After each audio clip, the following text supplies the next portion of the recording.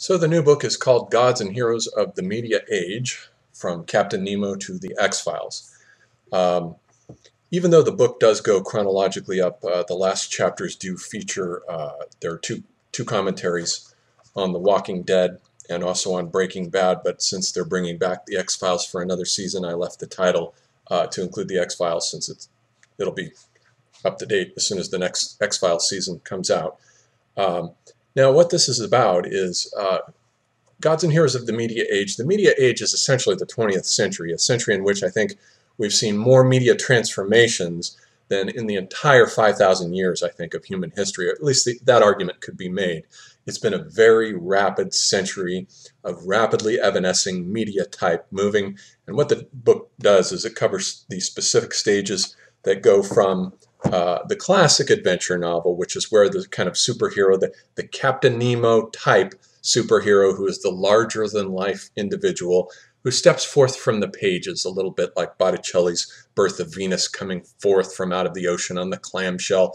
Captain Nemo comes forth to us on the submarine as this larger-than-life being from out of the classic Jules Verne adventure novel. And that's the epoch, of course. Really, this type of hero begins in the epoch of the 19th century adventure novel. H. Rider Haggard's Alan Quatermain, though I don't have an essay on him in here.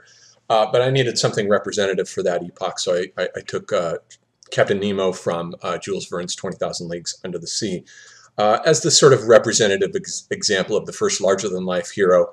A bunch of them start springing up, and notice that the superpowers that later become associated with superheroes begin with the villains. You get characters like the Invisible Man, who has the same ability that Sue Storm of the Fantastic Four has, the ability to turn invisible, for instance, appearing with near the end of the 19th century, and you get Dr. Jekyll and Mr. Hyde, where we get the split personality, the dyadic sort of biunivocal personality that later becomes, of course, the Clark Kent Superman persona that's split schizoid right down the middle. That appears there.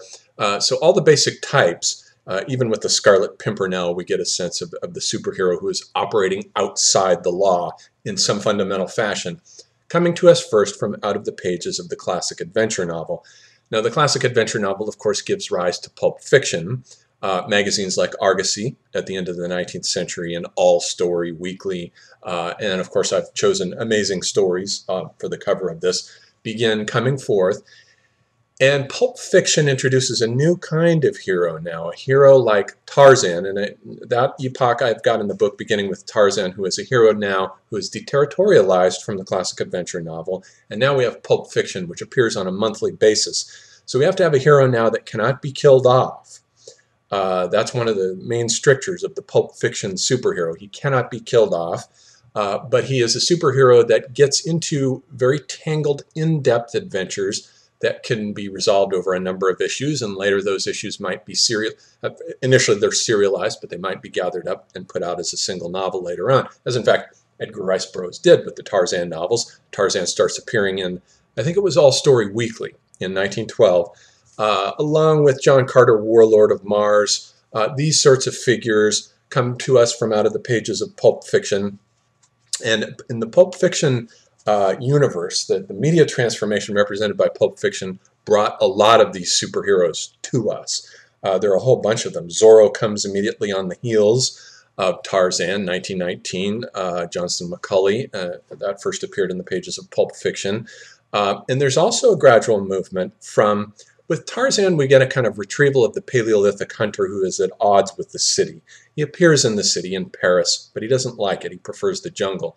With Zorro, we begin to get the superhero coming into being as in service to the city. He comes into being, the original Zorro stories are set in Los Angeles in the right around 1830-something, right in there, where it's a very early version of Los Angeles as a kind of agrarian Pueblo-style pre-white man's village with agrarian traditional values that Zorro stands up for against the law, against the bandits that are coming in.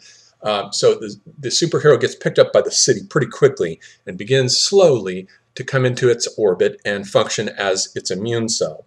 Then we move along to the Maltese Falcon with the cosmology of San Francisco, where we get Sam Spade as the noir detective whose values are very anti-agrarian. San Francisco is a city that came into being with exactly the opposite values of Los Angeles, whereas Los Angeles began as an agricultural village. San Francisco began as a world that was built by miners. Mining and metallurgy was the main basis for the city that brought it its fortunes and its wealth. And Sam Spade is a private detective, and the characters such as Gutman that he's against are characters out of ancient myth. They have mythical qualities to them, like the serpent. Gutman, serpent is just a traveling alimentary canal. The Maltese falcon itself is a very ancient symbol, going all the way back to ancient Egypt. And he's trying to keep those values out of the city, trying to keep consciousness from regressing back to the mythical consciousness structure.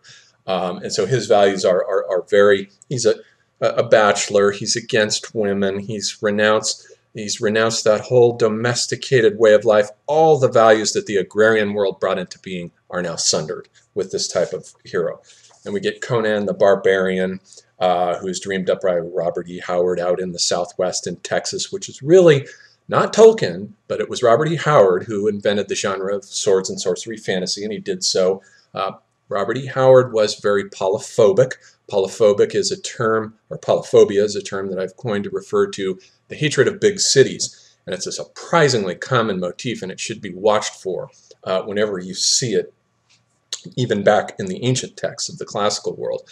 And Conan is polyphobic. He's a character, it's significant that he is known as Conan the Barbarian, because Howard immediately wants you to think of him as unplugged from all city contexts. And all of the stories that Howard wrote take Conan as a floating signifier and plug him into a city, which produces an unpleasant experience for him, and then he moves on to the next city. And very often, the values, almost in any given Conan story, the villain is a priest or a wizard, somebody who has command, that is to say, over the powers of generating phantoms. And that's, of course, that's a metaphor for the culture industry. It's Adorno for the masses. Conan is an avatar of Robert E. Howard and Howard's dislike of the culture industry, the realm of film, radio, television that's producing all these phantoms. And Conan is erected as a sort of immunological defense mechanism against that onslaught.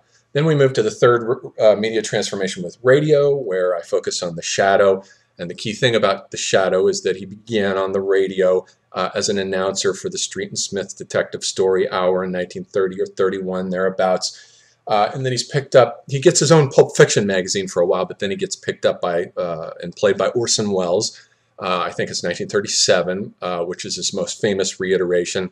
And the thing about the Shadow is that he's non-visual. So radio as a medium captures a non-visual superhero. The only way we know what the Shadow looks like is because of the representations of him on the covers of Pulp Fiction magazines. If we deleted those from our memory and just listened to the radio plays never describe him. They never tell you what he looks like. They only give auditory signifiers, his laugh, his echoing laugh, and he has telepathic powers and the ability to cloud men's minds. All these things that are associated with what Gene Gebser called the magical consciousness structure, which radio reactivates as a new medium in the 1930s. It brings back, radio, as McLuhan used to say, tribalizes. It beats the tribal drum, which is why it fits so well with tribal societies and doesn't work so well in televisual societies, for instance. The fourth media transformation is the comic strip, and with the comic strip we get a new transformation there, once again, of the hero into a visual glyph, a signifier. Flash Gordon appears dressed in a red tights. He moves to another planet, and it all becomes symbolic of the emerging world interior of capital, whose values he is now beginning to defend in a world that is dromoscopically speeding up. Speed, as Paul Virilio is famous for writing about in his books, becomes the essence of the Flash Gordon story. As you read through Flash Gordon comic strips, there's constant emphasis on moving from this airplane to that airplane, this vehicle, that vehicle, the Hawkmen that swoop down, and there's a constant sense of being carried, the eye being carried across the strip by way of visually arresting motion. So Flash Gordon becomes a visually arresting signifier that moves the eye very rapidly and quickly across the pages of these Sunday color strips. The fifth media transformation being the comic book that detaches itself from these Sunday strips and becomes a world unto itself. Now we have the superhero is transformed once more. Now he's a visual, still a visual signifier, but now he has self-contained stories with ends. Most of the comic books that were associated with the first appearances of Superman and Batman had a beginning, a middle, and an end. Often they were anthologies of 3 stories. They wrapped it up, whereas the comic strip was never ending. There was never an end to the story of a comic strip. A comic strip was loosely plotted. It had no climax, it had no goal, and there was never an ending. The comic book introduces the ending, the more tightly plotted narrative. Then we move to the Marvel Renaissance, where I've focused, it takes place in the 1960s, where I focused on the Fantastic Four and Spider-Man and how they become essentially the immune system of Manhattan. They become a little more down to earth. It's a little bit like the shift from Aeschylus to Sophocles and then to Euripides. With Aeschylus and Sophocles, we get the great tragic heroes who are idealized, but Euripides brings the common man on the stage.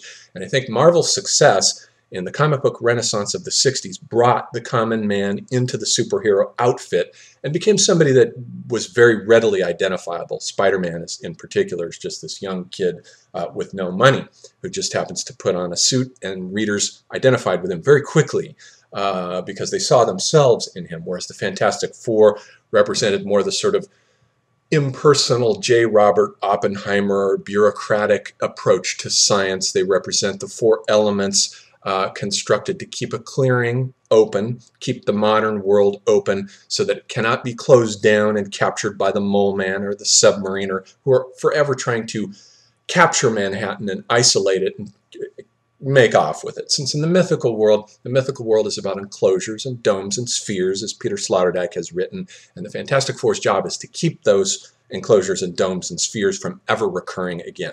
That's essentially their job, is to keep the city open in the post-metaphysical age to all influences. It is a global ecumeny that is forming, and the Fantastic Four represent the sort of defense mechanism of the new global ecumeny that has no room for the local religion, the local these villains are basically gods. The mole man is Pluto, the submariner is essentially Neptune, and so forth, is to keep those ancient gods and their enclosures from capturing the city.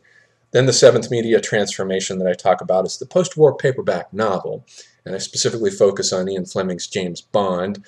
Then I move to the 8th media transformation is the celluloid hero, and since I've written an entire book on celluloid heroes, I just wrote one essay here on Mad Max. We're going to get another Mad Max film later this year, so I've kept it just to that as the one representative example. And then for television, I've got an extended discussion of the X-Files. And then for cable television, as I say, it ends with a discussion of Breaking Bad and The Walking Dead. But you get the point. The book is a series of media transformations, and it analyzes how each one of these media transformations produces the conditions that make possible new kinds of transformed superheroes or heroes of popular culture that have different signifiers about them and do different things and perform different functions. They're not all the same. Whereas Joseph Campbell had written about in his book, The Hero with a Thousand Faces, the monomyth, this book, on the other hand, looks at the differences between the heroes and how they function within specific contexts, specifically how the superhero gets captured by the city and becomes in servitude to it. By the time we get to Mad Max, the hero has come detached from the city and is a floating signifier through the nomadic wasteland, a sort of barbarian external proletariat roving dromospherically across the highways on his own, once again, no longer in service to the city. So I trace a whole cycle of the emergence of the superhero, its capture by the city, the disintegration of the city, and then the superhero who becomes freed from the city and moves on about his business. So I hope that you'll order this book. It's available now on Amazon and on CreateSpace. It's $15.99, I believe. And it's published by Post-Egoism Media. And I want to give special thanks to J.D. Kasten for taking it on with his press. Thank you, and I do hope you enjoy the book.